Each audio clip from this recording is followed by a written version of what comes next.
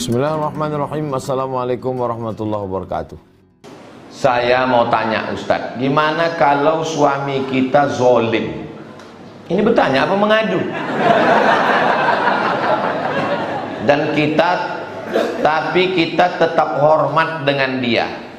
Tapi kalau saya tak tahan lagi, kita pergi keluar dengan kakak adik untuk menghilangkan galau. Saya diadu anak, tapi anak-anak akhirnya udah, dan segala bapaknya sudah jadi anak-anak marah, dan saya sudah mulai menjawab kata-katanya apa yang saya berdosa, dan sikap suami saya itu dosa di mana bersambung ke belakang. Jadi saya kasih tahu baik-baik begini ya. Hubungan laki-laki dengan perempuan itu bukan seperti hubungan tuan dengan budak hamba sahaya. Karena perempuan itu diciptakan dari tulang rusuk, bukan dari tulang belakang untuk menjadi tulang punggung. Perempuan tidak diciptakan dari tulang kepala untuk dijunjung. Perempuan tak diciptakan dari tulang kaki untuk diinjak-injak. Tapi perempuan diciptakan dari tulang rusuk. Dia menjaga jantung laki-laki. Hunna libasul lakum, perempuan itu menjadi pakaian yang menjaga laki-laki. Wa antum libasul lahun, dan kamu laki-laki menjaga perempuan sebagaimana pakaian menjaga. Saya berani tausiah ini kan karena berpakaian. Coba tak berpakaian, kurus sekali Ustaz itu. Harkat martabat kita ini dijaga oleh perempuan.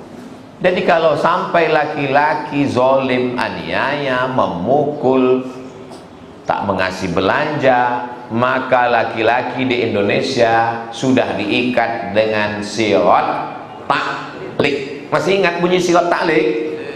Kalau saya menganiaya istri saya, baik fisik, zahir ataupun batin, meninggalkan selama 6 bulan 2 tahun berturut-turut, tidak memberikan nafkah zahir batin biaya, maka dia pergi ke pengadilan, maka hakim menjatuhkan talak 1, maka jatuhlah kepadanya. Itu dibuat dalam kompilasi hukum Islam Indonesia untuk menjaga laki-laki apa perempuan? Menjaga perempuan. Perempuan jangan mau dibodoh-bodohi. Kau udah nikah sama aku, surga kau di bawah tapak kaki aku. Dia tak jelas, mabuk. Jam 12 malam perempuan itu menelpon. Assalamualaikum Ustaz Somad. Salah sambung kata saya. Ada apa nih Bu? Saya sedang tahajud di kamar pakai sajadah. Terus di ruang tamu suami saya bawa WTS Pak Ustaz. Kenapa tak kau halau dia, kau lemparkan periuk belanga ke situ? Kata Ustadz saya, sorga saya di bawah tapak kaki dia. Ustadz kau tuh setan, saya bilang. Mana ada Islam mengajarkan macam itu? La ta'ata li makhluqin fi maksiatil khaliq. Tidak ada ketaatan kepada makhluk kalau menyebabkan maksiat kepada Allah. Adik-adik saya, anak-anakku yang perempuan, kalau kalian dianiaya laki-laki, kalian punya 6 wali tempat mengadu. Ayah, atuk, abang, adik, abang ayah, adik ayah. Syukur-syukur 6-6-nya datang, 3 tentara, 3 polisi. Cocok. Panggil laki kau yang kurang ajar tuh sini. Ke semua mengeluarkan pistol di situ. Apa mau kau? Jangan kurang ajar. Dulu dia datang ke rumah kalian kan dipinangnya kalian baik-baik kan? Baik dia datang kan? Laki kalian baik-baik datang ya Pak. Saya tidak hanya sekedar ingin bertetangga, tapi hubungan lebih dekat dari itu. Lalu si bapak pun manggil kalian, nah tolong kau buatkan teh manis biar nampak kau pun keluarlah dari situ. Kalau direkamkan pakai backsound dan slow motion. Kenapa bisa jadi diinjak-injaknya kamu? Perempuan itu punya harkat, martabat, kehormatan dalam Islam. Setiap disebut laki-laki ada perempuan. Al-mu'minuna wal mu'minat ba'duhum awliya'u ba'd. Man amila salihan min zakarin aw unsa wa huwa mu'minun falanuhyiyannahu hayatan thayyibah. Man ala salasa banat, membesarkan 3 anak perempuan, fa'addabahunna, didik dengan baik, wa zawwajahunna, nikahkan dengan orang baik-baik, wa ahsana ilaihinna, buat baik sampai mati, falahul jannah, surgalah baginya. Perempuan, bukan anak laki-laki kata Nabi. Jadi jangan mau diinjak-injak harkat diri kehormatan mengaji. Tapi kami kan nggak boleh ada intervensi orang lain. Ini ajaran Islam. Karena kau dianggapnya lemah, maka mesti memanggil wali ini.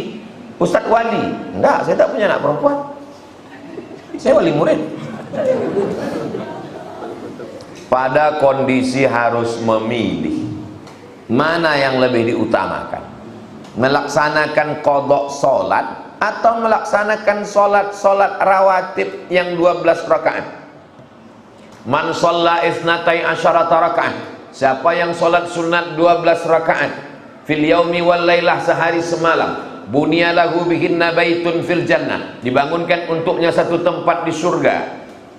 2 rakaat sebelum subuh, 4 rakaat sebelum zuhur, 2 rakaat sesudah zuhur, 2 rakaat sesudah maghrib, 2 rakaat sesudah isya. 12 rakaat. Hadisnya ada dalam Sunan Tirmidzi.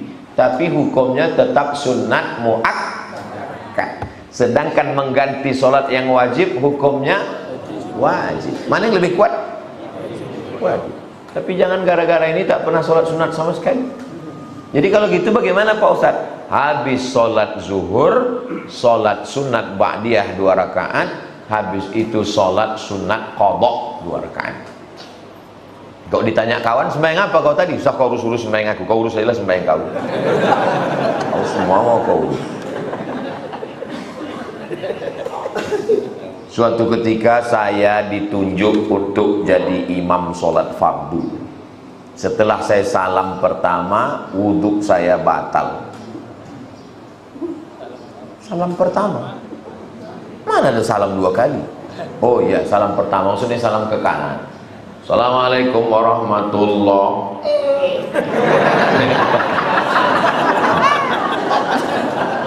Bagaimana dengan makmum Pak Ustadz? Maka kalau udah salam pertama, sholat itu sudah keluar. Aqwalun, ucapan, wa af'alun, perbuatan, mufattatahatun bitakbir, dibuka takbiratul ihram, wa mukhtatamatun bitaslim, ditutup dengan salam. Maksudnya salam pertama. Maka makmum kalau ada dia ikut salam pertama, Assalamualaikum warahmatullahi, langsung diikutnya. Dia tidak dianggap mendahului imam. Fardunya udah cukup. Tapi kalau mau dapat sunnah, salamlah setelah salam kedua. Assalamualaikum warahmatullahi, Assalamualaikum warahmatullahi, barulah kau makmum di belakang salam. Itu sunnah. Tapi kalau kau ikut setelah salam pertama, yang tak sah itu kalau imam belum salam dia udah sah. Kau kenapa ini? Kau tadi kau tengok ruku lebih dulu, tidak lebih dulu, sujud salam lebih dulu. Baik kersubuhan. Baik kersubuhan itu tetap mengikut imam. Ju'ilal imamu liyutamma bihi. Imam itu diangkat untuk diikuti, bukan untuk disalib. Jelas? Jadi kalau dia salam pertama, tapi masa tak pula tak tertahan salam kedua? Ini nampaknya ngetes aja ini. Masa pula tak tertahan? Tahanlah sikit. Kalau tak tertahan lagi, sholatnya tetap sah. Salam pertama, salam. Aku udah menahan ini dari rakaat pertama, Ustaz. Oh, patutlah. Patutlah. Iko pun terlopeh, Ustaz. Dua. Apa tanda-tanda malam itu terjadi Lailatul Qadar? Ada seorang bapak menjaga keponakannya karena adiknya udah meninggal. Keponakannya di rumah dia, rumah di kampung. Ini rumah, berjalan ke belakang, kulam air. Orang dulu di kampung kan gitu, jalan dulu ke belakang. Malam tuh bapak ini mau tahajud. Pas mau tahajud ditengoknya pokok kelapa bertumbangan semua. Ditimbanya air, beku air. Ingat dia malam Lailatul Qadar. Berdoalah dia. Yang didoakannya bukan diri dia. Ya Allah, jadikanlah kemana anakku yang tidur di rumah itu jadi wali. Dikabulkan Allah karena malam Lailatul Qadar itu, maka jadilah keponakannya itu wali Allah yang masyhur di Makkah, namanya Syekh Ahmad Khatib Sambas. yang mengkombinasikan antara tarekat Qadiriyah dengan tarekat Naqsabandiyah, itulah menjadi TQN, tarekat Qadiriyah wan Naqsabandiyah. Yang wali besarnya di Jawa Barat, Suryalaya, namanya almarhum Abah Anom, makamnya di atas bukit. Saya sampai ke sana silaturahmi. Di mana Ustaz baca riwayat Syekh Ahmad Khatib Sambas ini? Makamnya di Makkah, di Ma'la. Kuburnya di Sambas, Kalimantan Barat. Sekarang di Pontianak ke atas arah ke Sarawak, Kucing. Dalam buku berjudul Biografi Ulama Nusantara, ditulis oleh Hawas Abdullah, cetakan Pontianak, gambar sampulnya ceret menuang air, menunjukkan ada ulama yang menurunkan ilmu kepada murid-muridnya. Buku itu saya baca waktu SMP, tapi sangat berkesan cerita itu. Gara-gara cerita pokok tumbang ini, tiap malam lah bapak ini menunggu bilo pokok tumbang. 30 malam tak tumbang-tumbang. Lalu akhirnya dia pun mengingkari Lailatul Qadar. Tentang masalah Allah tunjukkan pada engkau, tak ditunjukkan pada yang lain, itu namanya khasais, keistimewaan. Berarti kau didudukkan Allah satu tempat. Tapi bahwa tiap malam, tiap Ramadan ada Lailatul Qadar, janji Allah, inna anzalnahu fi Lailatul Qadar. Ya Rasulullah, apakah Lailatul Qadar itu sampai hari kiamat? Kata Nabi, sampai hari kiamat ada Lailatul Qadar. Tapi jangan menunggu pohon tumbang air. Malam tadi Pak Ustadz, saya terbangun. Pas saya terbangun mau minum, saya tuangkan ceret itu, beku Pak Ustadz, tak tumpah. Lailatul Qadar. Dia tak tahu bini dia habis ngambil air dari freezer. Mereka tanya dulu orang rumah, jangan cepat langsung update status. Iya, Lailatul Qadar. Ini baru berzikir 2 hari, ikut bersuluk balik, nampakku cahaya nur tuh Pak Ustadz. Malam tadi jam 2 malam tengok sebelah bercahaya bini saya Pak Ustadz. Bini kau sedang meriksa handphone kau. Kan bini tuh orang sekarang mudah aja menarik kesimpulan. Saya waktu umroh kemarin Pak Ustadz, pas di Masjidil Haram, jumpa saya orang berjubah putih, baju putih, berjanggut putih. Memang begitu jamaah India Pakistan. Suka membuat-buat cakap. Hah? Jadi Lailatul Qadar itu Pak Ustadz tandanya apa? Orang yang dapat Lailatul Qadar itu, kata Imam Abul Fida Ismail Ibnu Katsir dalam tafsir Al-Quranil Azim, Allah rahasiakan tak ada yang tahu siapa dapat taubat nasuha. Allah rahasiakan tak ada yang tahu siapa dapat haji mabrur. Allah rahasiakan tak ada yang tahu siapa dapat sholat wusta. Allah rahasiakan tak ada yang tahu siapa dapat doa 1 titik hari Jumat. Allah rahasiakan Lailatul Qadar. Supaya apa? Supaya kita tetap berharap ingin dapat tahun ini. Coba kalau datang SMS tahun lalu, sudah dapat. Kosong masjid sekarang. Pas ditanya, kau tak ke masjid? Aku udah dapat. Jadi apalah tujuan kita tak tahu Lailatul Qadar itu? Supaya tetap berharap supaya dapat. Dan kalau sudah dapat, tanda-tandanya adalah ada perubahan. Dulu temperamen pemarah, sesudah Lailatul Qadar itu lembut, baik. Dulu mengamuk-ngamuk ke ibu tuh. Setelah itu, bang, aku mau berangkat, kau cuci piring, gosok anak, pel lantai. Iyalah, itu bukan Lailatul Qadar, kesapu.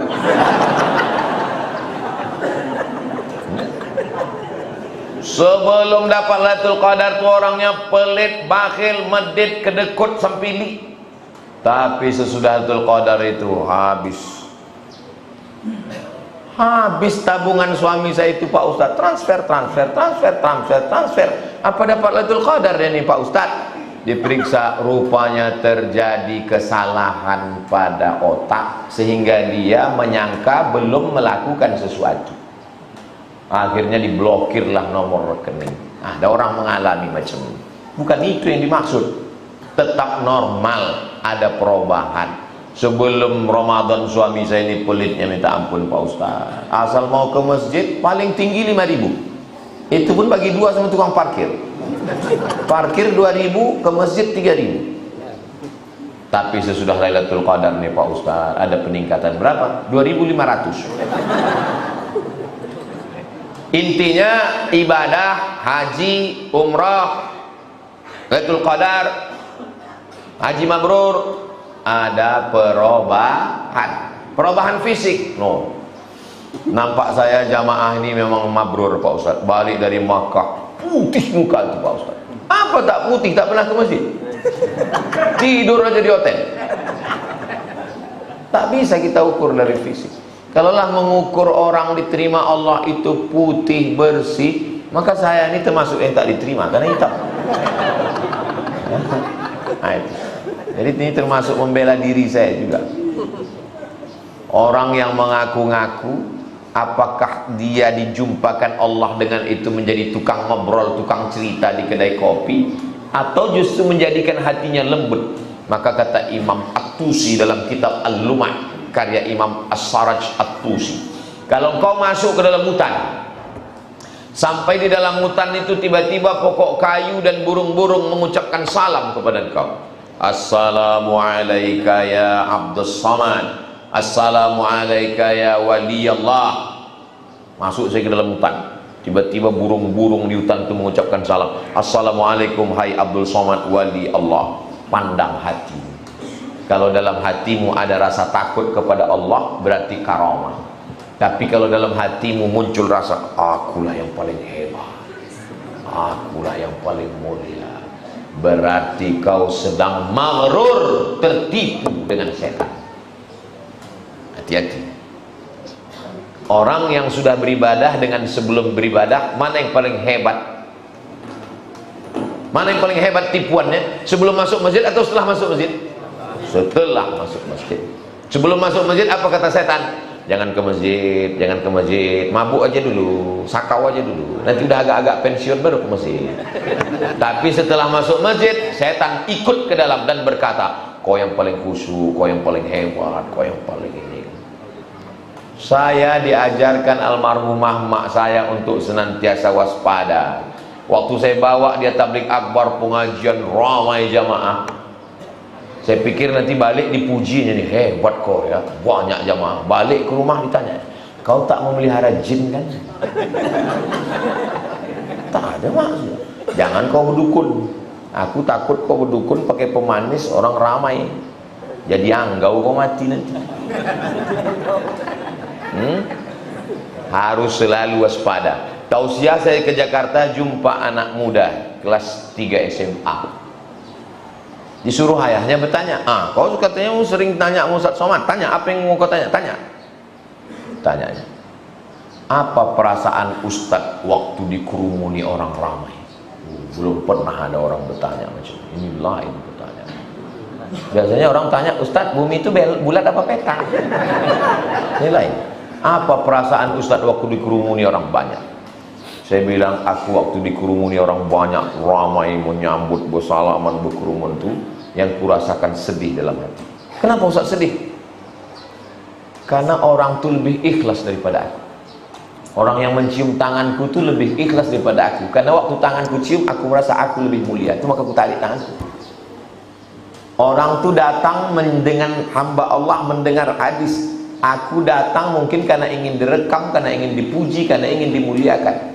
Boleh jadi orang itu lebih dulu masuk surga daripada aku, orang itu lebih diakui Nabi Muhammad daripada aku, orang itu lebih tulus daripada aku. Itulah yang kurasakan waktu jumpa orang banyak. Diam dia diam, aku lebih diam lagi. Mudah-mudahan kita semua diridhoi Allah SWT. Abdul Somad itu pahala ceramahnya mungkin udah tak ada lagi tersisa, karena sudah dihabiskan oleh viewer, follower dan subscriber. Tapi masih ada satu lagi harapan. Apa dia? Jamaah yang tulus ikhlas mendoakan, matikan Ustaz Somad itu dalam husnul. Semangat pula dia mengambil. Selama ini yang sering dituntut adalah anak durhaka. Bisakah seorang tua dikatakan durhaka bila sangat keterlaluan kepada anaknya? Ini nampaknya anak ingin membalas ayahnya. Datanglah seorang bapak membawa anaknya, mengadukan anaknya kepada Amirul Mukminin Khalifah Umar bin Khattab. Umar, tolong hukum anakku nih durhaka.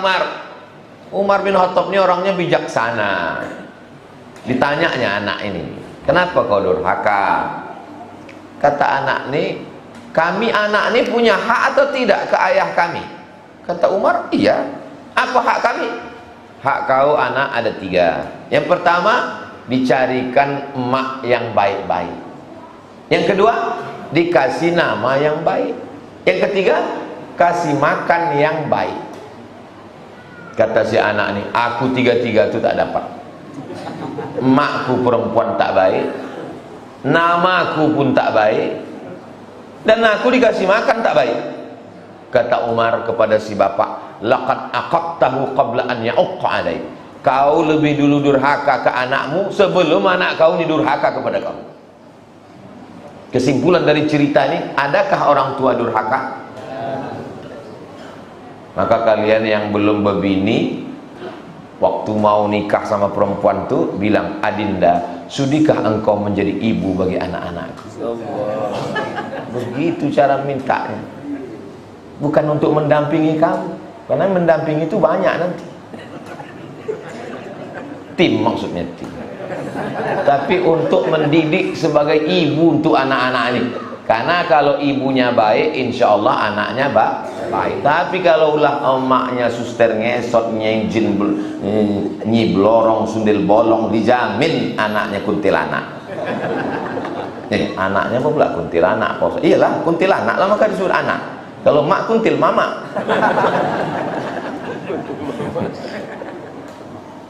Saya ceramah ke Pasir Pengarayan. Setelah jembatan Sungai Batang Lubuh, belok ke kanan ada rumah tinggi. Naik saya ke rumah tinggi itu, gambar yang paling besar di rumah itu gambar perempuan pakai jilbab, sudah tua. Nama perempuan itu Siti Hajah Siti Fatimah. Perempuan. Jadi waktu di rumah itulah saya terpikir, nanti aku kalau ada duit, ku buatlah rumah untuk almarhumah emak, ku buat gambarnya besar macam ini. Itulah ide awal saya untuk membahagiakan orang tua. Yang saya maksud rumah besar, rumah ada gambar Siti Fatimah itu rumah mak Pak Ahmad di Pasir Pengarayan. Insya Allah kalau mak kalian baik, dididiknya jadi baik, anaknya pun insya Allah baik. Ibu-ibu kalau mau umat ini jadi baik, ibu jadi orang baik. Alhamdulillah di belakang tuh banyak perempuan-perempuan yang baik. Tidak hanya sekedar menjaga rambutnya, menjaga kakinya, yang nampak cuma biji matanya gitu. Menjaga harga diri. Jangan ejek perempuan yang pakai cadar. Dulu asik mengejek radikal. Ciri perempuan yang radikal pakai cadar. Datang Covid, laki-laki bercadar 3 tahun. Baru tahu bulan ngejek cadar. Jangan ejek cadar. Yang bercadar jangan ejek, yang bertudung jangan ejek bercadar. Karena kalau kalian saling mengejek, yang ketawa yang tak bercelana. Dia berjilbab bagus, dia bercadar bagus, jilbabnya kurang panjang jangan diceramahi, belikan jilbab panjang. Kau aku tengok jilbab kau ini udah bagus, cuman ini untuk anak TK. Nah ini aku kasih jilbab yang bagus, ini ukurannya jilbab kebesaran, apa nih, XL. Begitu caranya. Apakah boleh panitia zakat fitrah yang dibentuk oleh pengurus masjid mencampur adukkan zakat fitrah itu? Zakat ini campur jadi satu beras tadi, kemudian dibagikan menurut asnaf yang ada di lingkungan itu. Nama shadaqatul lil fuqara wal masakin wal amilina 'alaiha wal mu'allafati qulubuhum wa fir riqab wal gharimin fi sabilillah wa ibnis sabil. Ada 88 asnaf atau 7 asnaf atau 5 asnaf, dibagikan orang Masjid Al-Fatihah ini kepada yang asnaf ada di lingkungan ini. Boleh apa tak boleh? Jawabannya sudah saya tulis di blog saya. Blognya namanya Somad Moroco Moroco itu Maroko tempat saya kuliah. Tulis cara mencarinya SO, nanti share di Instagram, di FB, di Twitter, supaya nanti pengurus masjid tahu boleh apa tak boleh membagi per asnaf, ke asnaf-asnaf. SOMADMOROCCO, tak pakai spasi, sambung. Setelah itu spasi baru zakat. Nah, nanti dapat tulisan. Udah dapat? Share ke grup.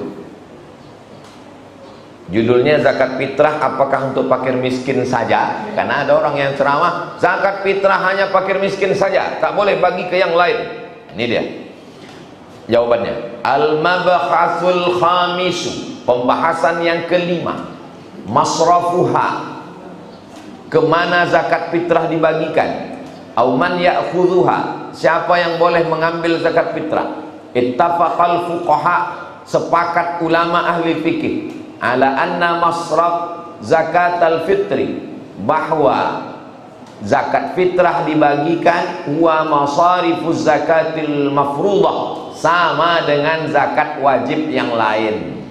Lianna sadaqatal fitri zakatun, karena zakat fitrah itu adalah zakat juga.